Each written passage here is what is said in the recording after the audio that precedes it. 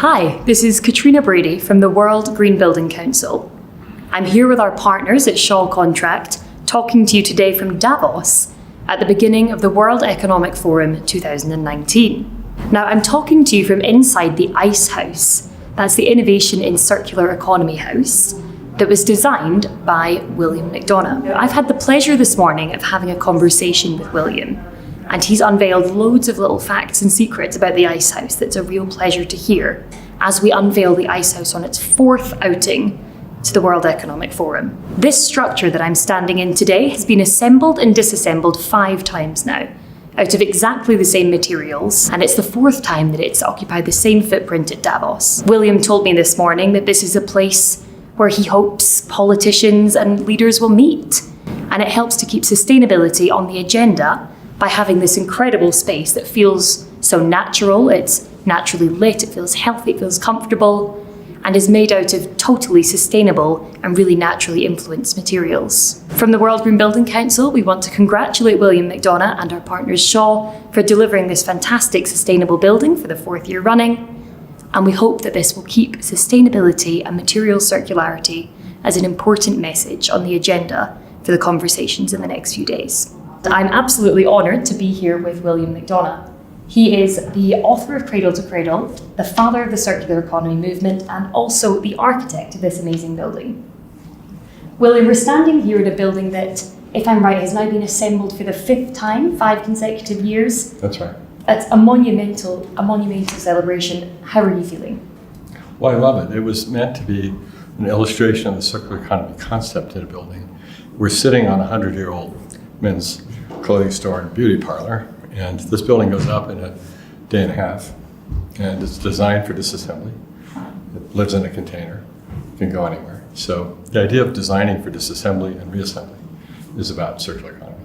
So it's the Innovation for Circular Economy House at Davos, and it's used by the attendees of the World Economic Forum and other visitors and the press because it's so full of light. It's really an emptiness on the inside, and on the outside it's all the structure.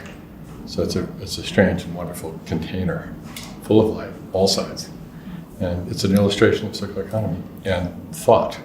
So people come here to think, and it works. We had one senior executive who sat in that chair, and he said later, "This is the finest room I've ever been in for a meeting, because every time you look up to think, everything is perfect." And so, that's what we were hoping for. Yeah, I would really agree. It stands out on the street as you're walking along the promenade. It's lovely to be inside. And William, I just want to pick up on that comment that you just made. You used the phrase designing for disassembly, and inside this great brochure you've also got this phrase products as a service. Right. Could you expand a wee bit more on that concept? In Cradle to Cradle, the sun provides the energy. Carbon comes from the atmosphere to a dead rock with water, which causes physics to meet chemistry to make soil. We then get humus, and then we get humans, and humus and human are related, and get humility, because all start with the same Latin root. So to get your feet grounded is to be humble. So when we start with that, we see the world as biological nutrition and technical nutrition. So we don't want to contaminate biological things with technical materials, and vice versa. So we see things that are designed to go back to soil ultimately, or designed to go back to industry forever. Those 2 kinds of species, really. So when we design for disassembly, what we're saying is we have humility. This building may not want to be here 100 years from now, but all the materials want to be in use 100 years from now. So we've eliminated the concept of away, because when this goes away, it doesn't get thrown away. It gets taken away, and then it's reused. So the idea of designing our buildings for continuous reuse over generations, you can either make them last a long time, or you can make them disassemblable, and we reuse the parts. So everything here is designed to go back to industry forever, either in this form or in new forms. So, I mean, it's an amazing concept, and the words you just said, particularly about humus, about biology, it brings me back to our previous conversation where you used that phrase that I really loved, which was buildings should be like trees. Right. Here, you're right, we're absolutely exemplifying Building that. like a tree. Yeah. Even though it's technical, you're right there, because I like designing buildings like trees because the energy comes from the sun, the food comes from the soil. Trees are not zero emission. Trees are immense emission. I find it funny when a car company used the tree as a model for zero emissions in an advertisement, because trees emit oxygen, they emit birdsong, they emit food, distilled water. So why can't our buildings do that? So we design buildings that make more energy than they need from solar sources and purified water. Why not? We do it all the time. Why not? You're right. We do it forever. So I guess a question about the location. As I mentioned, this is the 5th time that this structure has been assembled here, but... It's the 4th time here, 5th time it's been assembled. 5th time assembled, but why Davos? Why the World Economic Forum? Davos is famous for being the assembly of the powerful people in the economic sphere. I've been coming to Davos for 18 years. I'm not quite sure why I'm invited all the time. I'm not a CEO or an economist, but I was the chair of the Meta Council for Circular Economy, and I've been involved in sustainability here for all these years. The hub is a place for the press and for people who don't have a white badge. I fortunately get to have one. So they're not in the Congress Center, they're out working with agendas here. And so we need a place where all of us normal humans can get warm and talk. But also, what is a great privilege is the WEF, the World Economic Forum, is very helpful for WEF in the Congress Center, which is across the street, to have a room where the people who are badged and the heads of state and the heads of companies can come and have a meeting that has people from the NGO community or the press or something, or outsiders who are servicing various projects, and then can set up meetings here. So this services WEF beautifully, because you step out of the Congress Center and you're here, and it's free to think about whatever you want. So I wanted to provide it as a service to the World Economic Forum, as a thank you for what an architect can do, to say thank you. You've definitely achieved that. It's a space that makes you feel creative, doesn't it? Yeah. And I wonder if you can predict maybe what kind of amazing ideas do you think our global leaders will come into their minds when they're sitting in this space over the next week? It's been amazing in the last 5 years. We've had the Sustainable Development Goals get discussed here. And that's really good because the room with this much light come from every side allows you to illuminate ideas as well. There's no dark corners. So when people are talking about things, you don't have to have this sense of obscurity. You can just look at anything. And that's been great. So sustainable development has been a main theme in the room. This year we're going to take on the plastics issue, big time. And I'm calling it plastics balance sheet, asset liability. So we're bringing people in from around the world to discuss how to clean up the world. So I'll lead that on Wednesday night. That's exciting. Any sneak peeks of what we can expect? Well, Coca-Cola will announce their programs. The new Global Plastics Action partnership that the World Economic Forum is leading with the countries and companies will be announced. I'll be personally announcing a project I have called Plastics Recovery, Land and Sea. I'm looking at how to clean up the oceans and the land at the same time with a novel approach. So we'll be presenting that. I think it's going to be a very big deal, very exciting. And let's see what else we talk about here. We talk about everything from the hard questions of how do we instruct artificial intelligence with human values, questions like that. The things that philosophers have been grappling with forever. I mean, it goes all the way back to Plato and Aristotle. And Plato would say we're searching for the truth and the right and the wrong, and the good and the bad. And then Aristotle would be talking about how to search for then how do I act? If that's the truth, what do I do? And then developing science and mathematics. So we moved them in humanities to the science and mathematics. So what is the right thing to do? What is less? What is more? How do we do it? So the conversations range through that entire thing. Especially when you're dealing with people this powerful and this senior in these companies, because sometimes if we look at industries, and we see it in agriculture, we see in aquaculture, we see in development, we see in fossil fuel use, we see various things. We see things that make us nervous about the future, obviously, in all these sectors.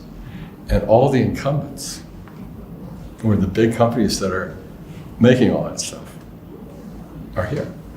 And moving incumbents out of the business they've been in to new business, that saves us. is a full-time job. Well, thank goodness you've created a space for it, Yeah. a space for ideas from sustainable development goals all the way back to philosophy. Yeah. That's fantastic. Yeah, you start from scratch. The building is tabula rasa. We've just erased everything. You start on a clean slate. Okay, crystal ball time. In 10 years' time, will the ICEhouse still be here? I what wouldn't will we be be talking surprised. It's very cost effective and people like it, so you never know, but I would expect so. I think that Davos is trying to not have too many sparkly objects placed on his main street for the week. We were the first one, and we played it very low key. We're very quiet, but there's a lot of drama coming. But I think it'll be here. And I think what we'll be talking about is what I was mentioning earlier, about human values and then the principles of behavior, then the visions. And say something like the World Green Building Council. What the World Green Building Council, it starts with values. What is right, what is wrong, what is good, what is bad. Green buildings, health, fairness, engagement, productivity, wellness. Then you move to principles, where we have all our fundamentals that do not move. What it means to do something right. Honoring nature, honoring the sexes, honoring. Then you move to your visions. That's a great thing about Green Building Council, visions.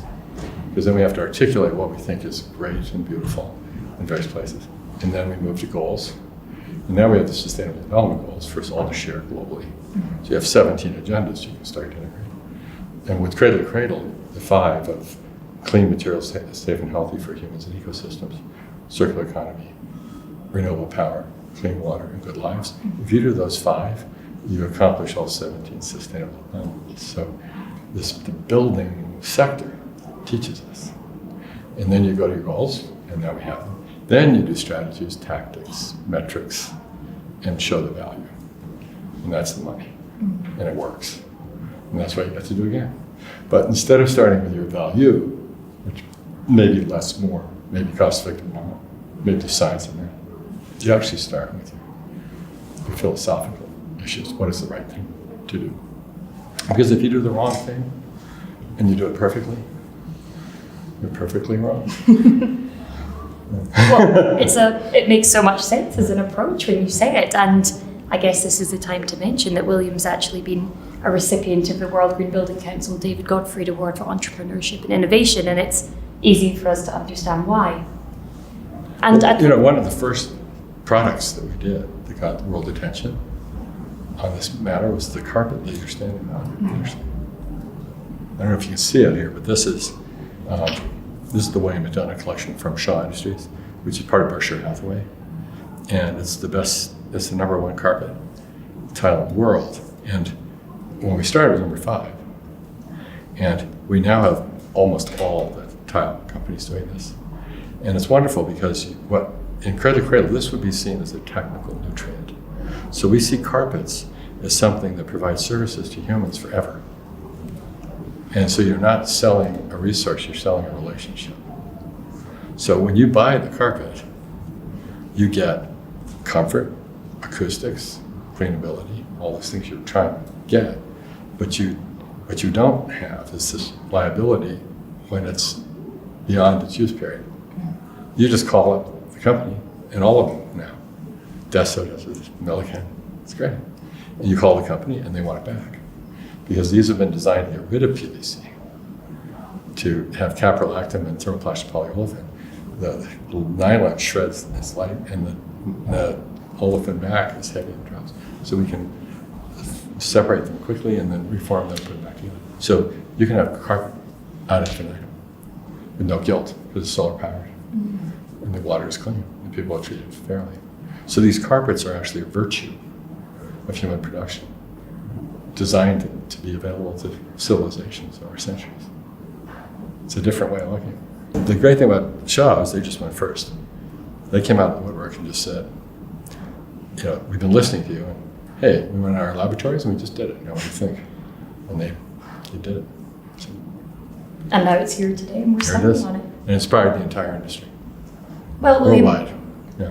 As a closing question, I suppose, from me, I'm here from the World Green Building Council. We are looking at sustainability holistically, and in the last few minutes we've talked about clean water, we've talked about waste, you mentioned plastic.